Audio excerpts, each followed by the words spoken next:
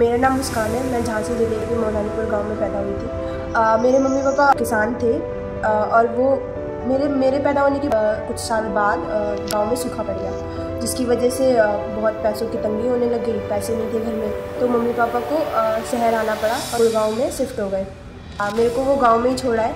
मैं क्या करती थी, आज गाँव में मेरे पास 2 बकरियाँ थी, उनको लेके घूमती थी और छोटा सा खेत था तो खेत में ही काम करती थी। तो मेरी डेली का काम मेरे लिए सिर्फ यही बचा था कि बकरियां चराओ और खेत में जाओ। पढ़ाई लिखाई का कोई साधन नहीं था, कोई उम्मीद ही नहीं थी कि पढ़ूंगी लिखूंगी, क्योंकि मम्मी पापा पास में थे नहीं और मैं अकेली थी। तो फिर मैं अकेली थी तो मम्मी को कभी कभी ये भी लगने लगता था कि मैं गांव में अकेली रहूँगी, कभी कुछ हो गया तो क्या होगा। तो मम्मी मेरे को रिश्तेदारों के यहाँ छोड़ देती थी, कभी बुआ के यहाँ तो कभी नानी के यहाँ तो कभी किसी के यहाँ। और ऐसे मेरे को रिश्तेदारों के यहाँ पे इधर उधर जाना पड़ता था, क्योंकि रिश्तेदारों की खुद की भी घर की प्रॉब्लम होती है, उनके यहाँ पे भी पैसों की तंगी होती है। अब जैसे मेरे घर में पैसों की तंगी, ऐसे उनके घरों में भी। तो कभी कभी ऐसा लगता था कि मैं उनके ऊपर बोझ बनती जा रही हूँ। तो फिर मेरे को ये बहुत बुरा लगता था ये सोच के कि मेरे मम्मी पापा पास में नहीं रहते, फिर भी मेरे को यहाँ छोड़ के चले जाते हैं। तो मैंने मम्मी को बोला कि मुझे बस लेके चलो, अब मैं और नहीं रह सकती यहाँ पे। मेरे पापा वैसे गुड़गांव में ना वो दिहाड़ी का काम करते थे और मम्मी घरों में झाड़ू पोछा बर्तन और खाना। फिर धीरे धीरे मम्मी को खाना बनाने का काम मिलने लगा तो मम्मी खाना बनाने लगी। उसके बाद धीरे धीरे मम्मी मुझे भी अपने साथ लेके जाने लगी। और जब मम्मी मुझे वहाँ लेके जाती थी तो मैं मम्मी की हेल्प कर देती थी, जैसे कि मैं बर्तन धुलती थी, ठीक है, झाड़ू भी लगा देती थी, पोछा भी लगा देती थी और सेल्फ साफ करती थी। फिर वहाँ पे जब मैं जाती थी तो वहाँ पे बच्चे पढ़ रहे होते थे, छोटे छोटे बच्चे होते थे नर्सरी केजी में। तो मैं उनकी बुक्स देखती थी और देखती थी तो मैं खोल के ऐसे बैठ जाती थी। फिर उसके बाद मैंने सोचा कि अगर मेरे को पढ़ना ही है तो मेरे को थोड़ा अच्छे से पढ़ना चाहिए। फिर मैंने मम्मी को बोला तो मम्मी ने पूछा बहुत लोगों से।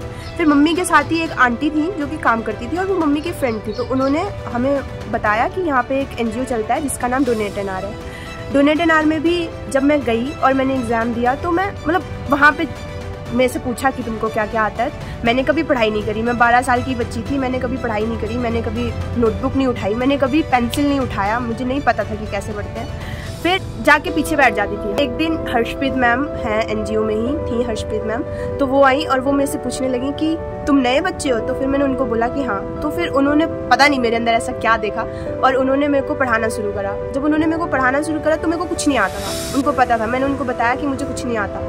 फिर मैं धीरे धीरे छोटे बच्चों के साथ बैठना शुरू करा मैंने, और फिर बैठने के बाद मैंने ABCD सीखी, अल्फ़ाबेट सीख के फिर थोड़े छोटे मोटे वर्ड्स पढ़ना सीखा। फिर धीरे धीरे मैम ने बहुत सारे लोगों से बात करी मेरे लिए, बहुत सारे टीचर्स लगाए मेरे को पढ़ाने के लिए। तो मैंने क्लास नर्सरी से लेके क्लास 6 का सिलेबस मेरे को टीचर्स ने कंप्लीट कराया सिर्फ और सिर्फ 9 महीने में। उन्होंने मेरे साथ इतनी मेहनत करी कि 9 महीने में मेरे को सारा सिलेबस कंप्लीट करा दिया। उनमें से वीनस मैम, शस्मिता मैम और एक मोंसी मैम करके थी जो कि मेरे को इंग्लैंड से पढ़ाती थी, ऑनलाइन क्लासेस लेती थी। और फिर मेरे को 9 महीने में इस काबिल बना दिया, मुझे इतना पढ़ा दिया कि मैं अपनी उम्र के हिसाब से क्लास में एडमिशन ले सकूँ। तो फिर मुझे क्लास 8 में एडमिशन मिला। फिर क्या होता था कि क्लास तो आगे बढ़ती जा रही थी, लेकिन मेरे वही हालात थे, पढ़ लेती थी लेकिन समझ नहीं आती थी। अब मैं बैठ के रोने लगती थी। फिर दिव्य सर आए और उन्होंने मेरी बहुत हेल्प करी। वो मेरे को आते थे बैठ के अकेले, मैं अकेली बच्ची थी, फिर भी उन्होंने कभी ये नहीं सोचा कि मैं अकेली हूँ, मैं क्यों इस बच्ची पे अपना टाइम बर्बाद करूँ। उन्होंने अपने फुल एफर्ट्स लिए, मेरे को समझाया, पढ़ाया, लिखाया, मेंटली मुझे इतना स्ट्रॉन्ग बनाया। फिर चलता रहा। फिर मैंने अपने 10th के एग्ज़ाम्स दिए, कोविड में ही 10th के एग्ज़ाम्स हुए मेरे। मैंने 10th के एग्ज़ाम्स दिए, अच्छे नंबर आने लगे तो थोड़ा सेल्फ कॉन्फिडेंस भी बढ़ गया कि चलो कर सकती हूँ, पढ़ सकती हूँ। 2024 अभी चल रहा है, तो मैं 2020 से ही डोर कैंपस में ही रहती हूँ। यहीं से मैंने अपनी पढ़ाई करी, यहीं पर मैंने अपने 10th की पढ़ाई करी, 12th की पढ़ाई करी। और अब मेरा 12th का एग्ज़ाम हो गया है, मेरे मार्क्स आ गए हैं और अब मैं BBA की पढ़ाई शुरू कर रही हूँ। और मैंने 12th में और 11th में पढ़ते पढ़ते मैंने बाकी बच्चों को भी पढ़ाया, गांव वाले को। तो मैंने वहाँ पे ये चीज़ देखी कि गांव की बच्चियों के पास इतनी अपॉर्चुनिटी नहीं होती है, जैसे मेरे पास नहीं थी, पर समहाउ मैं यहाँ पे पहुँची और फिर मेरे को इतनी सारी अपॉर्चुनिटीज़ मिली। तो मैं चाहती हूँ कि मेरे जैसी जितनी बच्चियाँ हैं, जितनी औरतें हैं जिनको नहीं अपॉर्चुनिटी मिलती, मैं उनके बारे में कुछ सोचती हूँ। तो हमने अभी एक कंपनी इस्टेब्लिश करी है जिसमें मीनाक्षी मैम और मधु मैम मेरी मदद कर रही है, जिसका नाम है शुद्ध ट्रीट्स।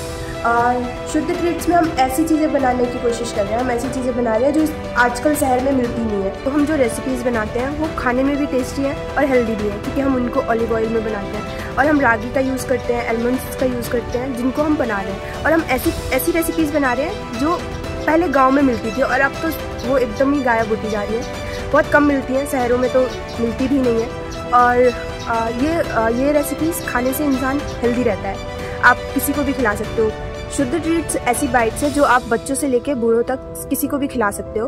अगर आप बाहर से कोई मिठाइयाँ ले रहे हो तो मैं चाहूँगी कि आप एक बार हमारी बाइट्स भी ट्राई करें और मुझे बताएं, कमेंट करके मुझे बताएं आपको ये कैसा लगा, आपको इसका टेस्ट कैसा लगा। और मैं जानना चाहती हूँ कि मेरा जो प्रयास है वो सफल हो भी रहा है या नहीं, और अगर कुछ इसमें कमी है तो मैं उसको सुधार सकूँ। Thank you.